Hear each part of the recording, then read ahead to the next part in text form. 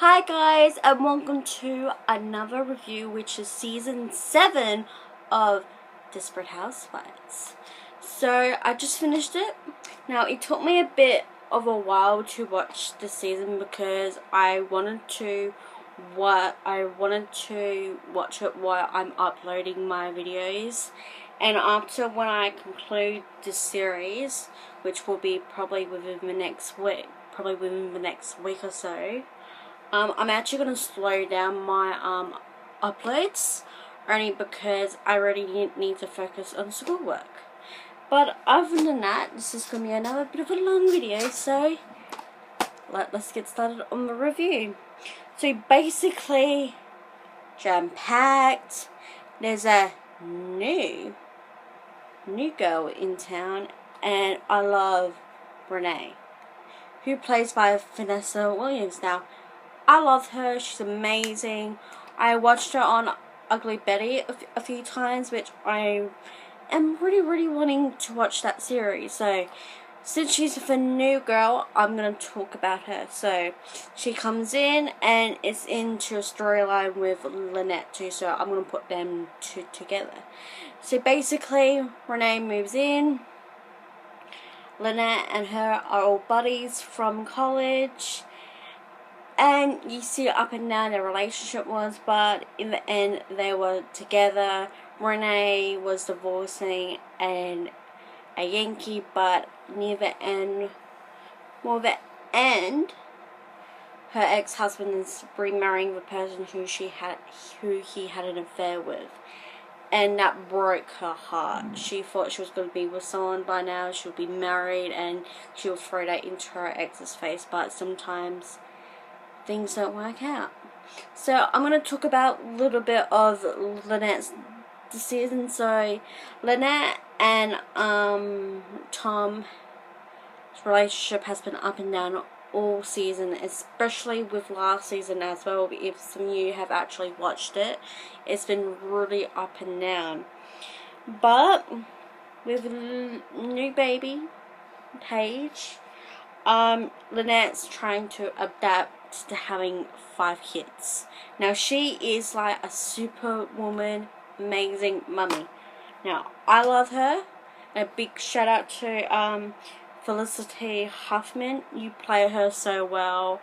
I hope in 5 more years we get to see a reunion, maybe even a movie maybe. But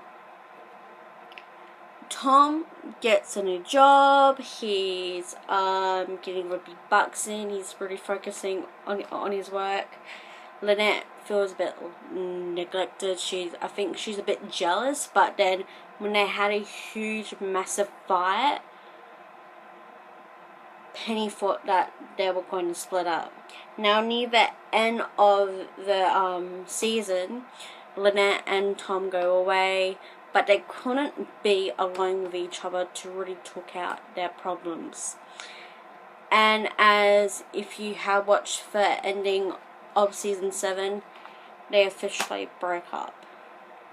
And they have to tell their kids, which I've already seen 8 seasons, but I want to rewatch it. But it's going to be a whirlwind with Tom and Lynette next season, but hopefully they will figure it out. So the next one I definitely want to talk about is Bree. Now Bree has been through a lot. Some of the seasons she was with a younger, first Orson and her break up. Lawson got with his physical therapist, leaves her for the therapist, but he leaves the therapist to go back to Bree, but Bree is with a younger man, which she completely lusts over with. And I love the guy who played Keith. Trust me, I thought he was awesome. And I thought he was a babe as well. And it's too bad that Megan Fox is divorcing him.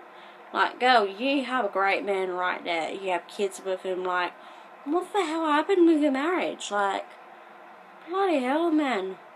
I know I can't judge or get into it, but I guess life happens. But unfortunately, Keith and her break up. Keith had a son she kept, and she told him to go and be a father, which I think was sweet.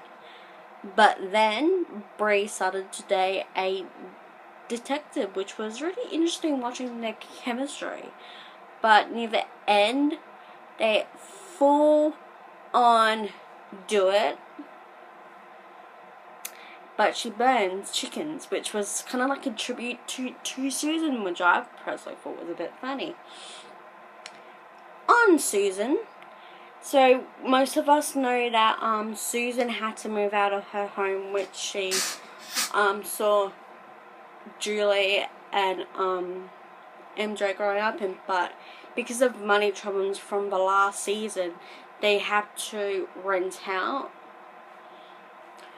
their home to Paul Young, which was a massive surprise of having them back. Which I will talk about Paul Young after Susan as well. But when a riot happened, when Paul came back, bought all houses, and was trying to do a connection, trying to have second chances with villains to actually leave prison and try to readapt into society. But there was a massive riot. Susan was injured. Her good kidney had to be removed, and she was on dialysis for a while, but then she really needed a kidney. But Beth Young, who was actually Felicity's, not Felicity, I'm saying someone else's name. I forgot the character's name, but was Martha Hoover's sister's daughter. I completely forgot her name. My mind just went blank. Sorry, guys. But she killed herself because she was married to Paul, and something happened. You guys can go actually watch it. I forgot her name, but she kills herself.